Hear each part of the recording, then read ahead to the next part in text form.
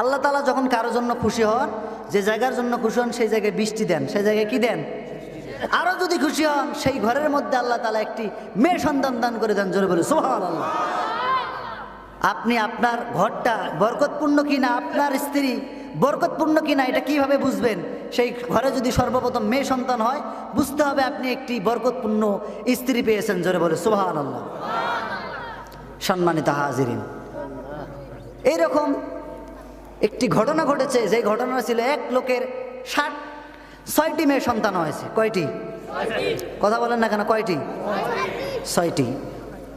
৬টি মেয়ে সন্তান হওয়ার পর সেই লোক তার স্ত্রীকে ডাক দিয়ে বলছে, স্ত্রী রে শোন, ৬টা মেয়ে হয়েছে, এবার বাবার বাড়ি যাচ্ছিস, এবার যদি তোর মেয়ে সন্তান হয় আর আমার বাড়িতে তোকে আসতে হবে, আর আমার বাড়িতে আসিস না, মেয়ে নিয়ে আর আমি মেয়ে দেখতে চাই না, আর আমার বাড়িতে তোকে আসা লাগবে না। এভাবে বলে স্ত্রীকে পাঠায় দিয়েছেন। স্ত্রী তো সহ্য করতে পারতেছে না। আল্লাহ, এই মেয়ে হওয়ার জন্য কি কোনো স্ত্রী দায়ী? কথা বললেন না যে? কোনো পুরুষ দায়ী? কেউ দায়ী নয়। সেই মহিলা কাঁদতে কাঁদতে রোনাজারি করতে করতে বাসার মধ্যে চলে গেলেন, তার পিতার বাড়িতে চলে গেলেন। মহিলা অনেক কষ্ট পেয়েছেন। আল্লাহ রাব্বুল আলামিন সেই মহিলার কষ্ট সহ্য করতে না পেরে তার স্বামী রাতের বেলা ঘুমিয়ে গেছেন। রাতের বেলা ঘুমাচ্ছেন তার স্বামী, ঘুমের মধ্যে দেখতেছেন সেই ব্যক্তি কিয়ামত শুরু হয়ে গেছে। আর কিয়ামত শুরু হয়ে যাওয়ার পর তার হিসাব নিকাশ হয়ে গিয়েছে। হিসাব নিকাশ হয়ে যাওয়ার পর আল্লাহ রাব্বুল আলামিনের পক্ষ থেকে ফয়সালা এসেছে সেই ব্যক্তির জাহান্নাম। সেই ব্যক্তির কি ফয়সালা এসেছে? জাহান্নাম ফয়সালা এসেছে। যখন জাহান্নামে নিয়ে যাওয়ার জন্য ফেরেশতারা তাকে ধরে ধরে জাহান্নামের কাছে নিয়ে যাচ্ছে, প্রথম গেটের কাছে যখন প্রথম জাহান্নামের গেটের কাছে যখন নিয়ে দাঁড় করিয়েছেন, সেই জাহান্নামের গেটের কাছে দাঁড়ানোর সঙ্গে সঙ্গে তার প্রথম মেয়ে সে ডাক দিয়ে বলে, নো আমার ফেরেশতারা, তোমরা কোন লোকটাকে জাহান্নামে নিয়ে যাচ্ছ? আমি তার প্রথম মেয়ে, আমার পিতাকে আমি জাহান্নামে যেতে দেব না, জাহান্নামে নিয়ে যেতে দেব না। প্রথম মেয়ে যখন এইভাবে বললেন, দ্বিতীয় দরজায় নিয়ে গিয়ে তাকে দাঁড় করা হলো। দ্বিতীয় দরজায় দ্বিতীয় মেয়ে দাঁড়ানো। দ্বিতীয় মেয়ে ওইভাবে বলল, আমার পিতাকে আমরা থাকতে জাহান্নামে নিয়ে যেতে দেব না। তৃতীয় মেয়ে দাঁড়ানো, তৃতীয় দরজায় নিয়ে যাওয়া হলো।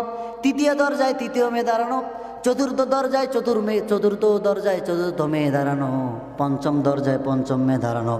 ষষ্ঠ দরজায় ষষ্ঠ মেয়ে দাঁড়ানো।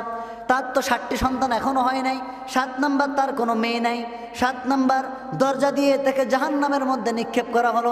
সেই ব্যক্তি স্বপন থেকে জাগনা পেলেন, তিনি জাগনা পেয়ে তার ঘরমাত্র হয়ে গেলেন। তিনি আশ্চর্য হয়ে গিয়ে তওবা করতেছেন, রব্বুল আলামিন, গতকালকে তো আমার স্ত্রীকে গলা ধাক্কা দিয়ে বের করে দিয়েছি যে মেয়ে সন্তান হলে আর আমার বাড়িতে এসো না। আল্লাহ, আমি তোমার কাছে দোয়া করি, তুমি মেহেরবানি করে আরো একটি আমাকে মেয়ে সন্তান দিয়ে দাও, আরো একটি আমার জাহান্নামের দরজা বন্ধ হয়ে যাক। জোরে বলি সুবহানাল্লাহ। তাহলে মেয়ে রহমত নাকি গজব? গজব নাকি রহমত? মেয়ে হলে মন খারাপ করা যাবে? মন খারাপ করা যাবে? স্ত্রীদেরকে গালি দেওয়া যাবে? গালি দেওয়া যাবে না। আল্লাহ দিয়েছেন, আল্লাহর জন্য সন্তুষ্ট থাকতে হবে। কথা বলেন ঠিক কিনা? কোনো লোক যদি তার মেয়েকে ভালোভাবে লালন পালন করে, সৎপাত্রস্থ করে এবং দিন শিক্ষায় তাকে শিক্ষিত করে, আল্লাহ রাব্বুল আলামিন বলেন, যার জয়টা মেয়ে, আমি আল্লাহ তাআলা তাকে ওইটা জান্নাত দিয়ে ধন্য করবো। জোরে বলে সুবহানাল্লাহ। আর তুমি তোমার স্ত্রীকে গালি দাও, মেয়ে তো রহমত। মেয়ে কি রহমত? মেয়েকে গালি দাও, বেটা তোমার পায়ের নিচে জুতা, আমাদের পায়ের নিচে কি? সকলে বলেন কি? আর আমার মায়ের পায়ের নিচে আল্লাহর জান্নাত। কথা বলেন ঠিক কিনা? আমরা জুতা পরে ঘুরি।